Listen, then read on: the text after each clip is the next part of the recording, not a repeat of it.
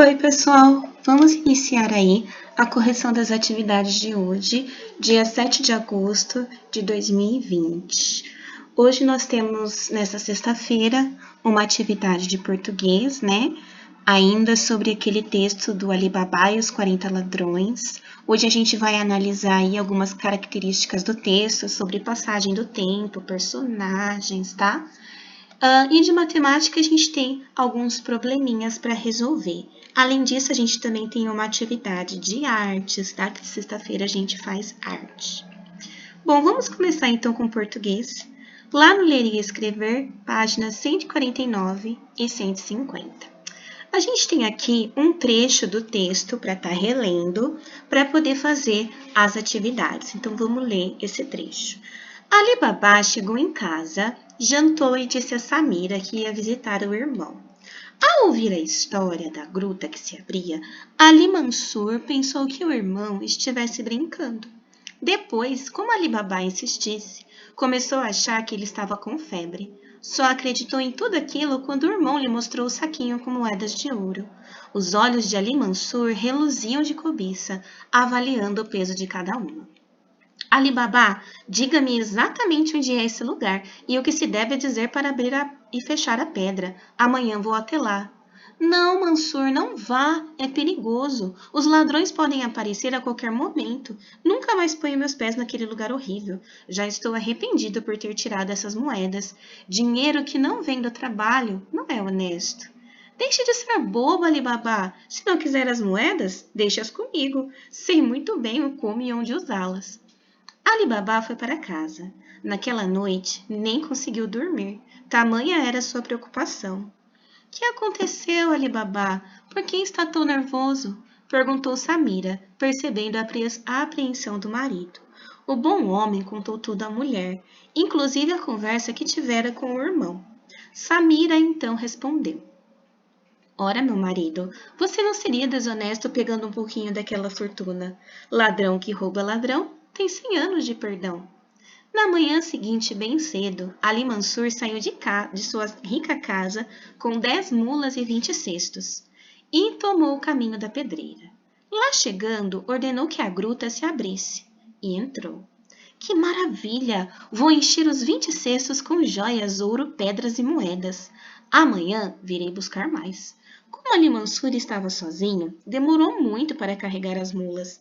Demorou tanto que os ladrões chegaram e... Fomos descobertos! A porta de Sésamo está aberta! Saquem as espadas! Gritou o chefe dos ladrões. Eles não perdoaram o ambicioso homem, que foi morto com vários golpes. Os ladrões descarregaram seus cavalos, mas, como já era tarde, nem retiraram os cestos dos lombos das mulas de Ali Mansur, trancando-as dentro da pedreira. Quando anoiteceu, a cunhada de Ali Babá foi à casa dele. Estava muito preocupada com o marido, que saíra cedo e não voltara. Amanhã vou procurá-lo, Salima. Não se preocupe, disse Ali Babá, pois já sabia para onde seu irmão tinha ido. No dia seguinte, Ali Babá nem levou seus cestos para colher tâmaras e damascos. Foi diretamente procurar o irmão em Sésamo, pois Mansur nunca jogaria fora uma oportunidade para ficar rico. Então, esse é o trecho, né? E aqui a gente tem que analisar esse trecho. A primeira perguntinha é a seguinte: como podemos identificar o tempo e a passagem dele no texto? Quais palavras que nos dão as pistas? Eu usei o grifo colorido para mostrar, tá bom? Em uma das perguntas, ele pede para grifar de amarelo, né? Os lugares. Então, eu aproveitei essa dica e usei outras cores para grifar outras coisas. Essa primeira pergunta, que indica a passagem do tempo, palavras do texto que indicam passagem do tempo, eu grifei de verde, tá? Então, tá aqui, ó. Naquela noite, na manhã seguinte, demorou muito, como já era tarde, quando anoiteceu, no dia seguinte. São palavras que indicam que o tempo passou. No dia seguinte, ele fez isso. Já era noite, já era tarde, tá? São palavras que indicam, que dão uma ideia no texto de que o tempo passou, tá bom? Então, vamos colocar essas palavrinhas aqui no quadro. A primeira que eu anotei aqui foi naquela noite. Então, vamos colocar naquela noite. Que mais? Na manhã seguinte. Que mais? Demorou muito.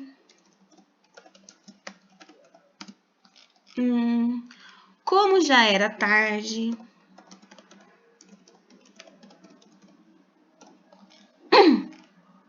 Quando anoiteceu.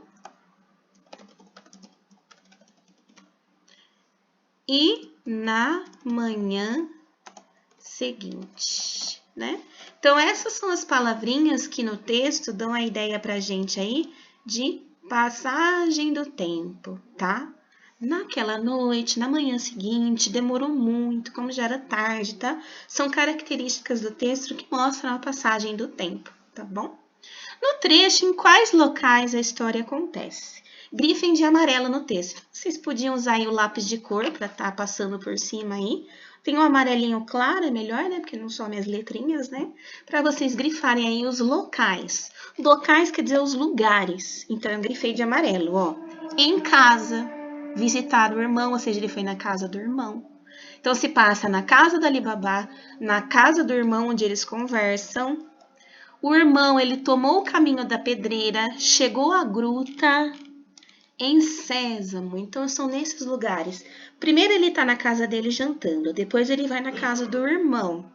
Ele conversa com o irmão. Depois, ele volta para casa, dorme. O irmão, de manhã cedo, toma o caminho da pedreira e chega em Sésamo. Então, são nesses lugares que acontece a história. Então, vamos anotar aqui. Opa! Então, primeiro, é na casa do Alibabá, na casa de Ali Mansur, caminho da pedreira e na gruta em Sésamo. São nesses lugares que acontece a história. Primeiro na casa do Alibabá, depois na casa do Ali Mansur, depois o caminho da pedreira em Sésamo. Quando ele conversa com a cunhada, que a cunhada está preocupada porque o Ali Mansur sumiu, ela vai na casa do Alibabá. Então, tá dentro daqui, ó, na casa do Alibabá, tá bom? E os bandidos matam o Ali Mansur na gruta em Sésamo, tá? Quem conta a história é Alibabá? Como podemos saber? Bom, pessoal, a gente sabe que não é o Alibabá que conta a história. Como que a gente sabe disso? Quem conta a história é um narrador. Ele não é uma personagem, é uma pessoa que está contando. E a gente sabe disso porque tem acontecimentos que ocorrem onde o Alibabá não está. Se fosse ele que contasse a história, ele estaria em todos os fatos. Porque como você vai contar uma coisa se você não estava lá, né? Então, por exemplo, quando Ali Mansur ele foi morto pelos bandidos, pelos ladrões, o Alibabá estava em casa ou trabalhando, né? Ele não estava nessa cena, então ele não sabia o que tinha acontecido com o irmão dele. Então, não é ele que conta a história, é um narrador. Quem conta a história é um narrador. Deixa eu escrever na linha de baixo. Narrador, pois ela tem fatos onde o Alibabá não participa, né? Ele não tá. Tem momentos da história onde o Alibabá não está, né? Como quando o irmão dele morreu, ele não estava lá. Quem são os personagens que aparecem no trecho lido? As personagens que aparecem, eu grifei de azul. Ó, Alibabá, Samira, que é a esposa do Alibabá, Ali Mansur, que é o irmão dele, os ladrões que mataram o irmão dele e a cunhada, Salima. São essas personagens que aparecem nesse trecho do texto. Então, vamos colocar. Alibabá, Samira, a esposa dele, né?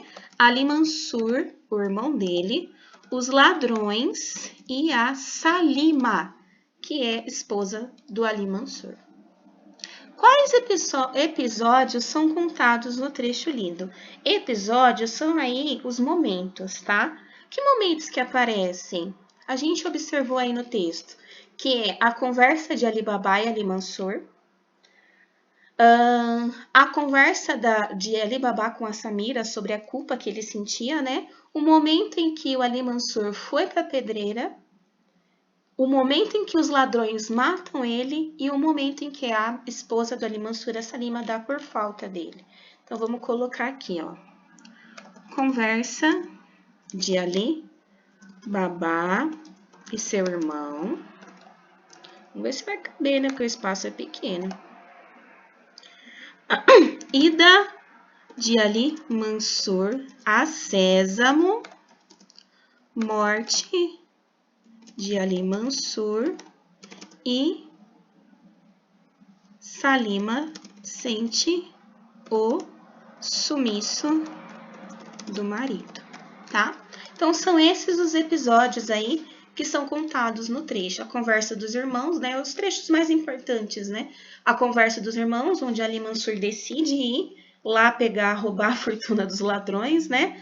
O momento em que ele morre e o momento em que a esposa percebe que ele sumiu, que ele não voltou para casa, tá? E aí, Ali Baba já meio que sabia o que tinha acontecido, né? Porque se ele sumiu, se ele foi a Sésamo, provavelmente alguma coisa tinha acontecido, tá? Então, essas eram as atividades de português. Vocês tinham que analisar o texto e retirar, perceber e refletir sobre essas características de uma narrativa, tá bom? Bem, agora a gente vai para a atividade de matemática na página 28. Vamos lá. Aqui na página 28, a gente tem umas situações, problemas, né? Para vocês estarem resolvendo os probleminhas. Leila e seus colegas colecionam figurinhas. A. Leila tem 34 figurinhas e Carlos tem 44.